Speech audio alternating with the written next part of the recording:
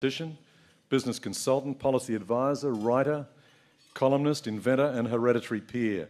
He served as an advisor to Margaret Thatcher's policy unit in the 1980s and invented the Eternity Puzzle at the end of the 1990s, as well as the Eternity 2 in 2007. Educated in the classics at Cambridge and with a diploma in journalism studies from University College, Cardiff, Lord Monckton joined the Yorkshire Post before continuing his career as a media writer, an editor and a press officer for the Conservative Central Office.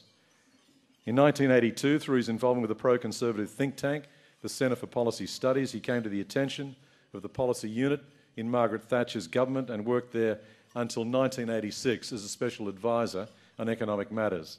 He then returned to his media career before establishing his own specialist consultancy company, giving technical advice to corporations and governments. Please welcome Lord Monckton.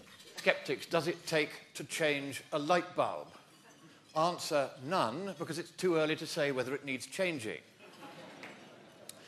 Now, what I want to do, since I've only got 10 minutes here, is to concentrate on what I think is the one central argument on which the entire climate debate depends.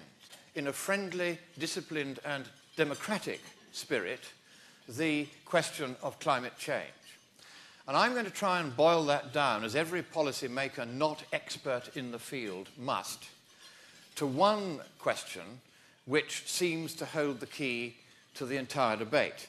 And that question is known to climate scientists as the climate sensitivity question.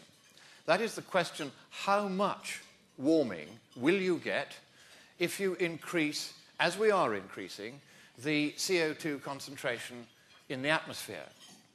Now, we are going to make, on this side of the House, a number of important and necessary concessions so that we can move this debate forward. We are going to concede that carbon dioxide and other greenhouse gases which possess or mimic a dipole moment will cause warming if you add them to the atmosphere. We concede also that humankind is adding CO2 to the atmosphere at about the rate that the NOAA figures mention. So we're not trying to pretend that we're not the cause of the CO2 in the atmosphere increasing. We're not going to try to pretend that that CO2 will cause no warming. What we are going to contend is that on the measured evidence, the amount of warming it causes is around 1/6 to 1/7 of what the UN thinks it is.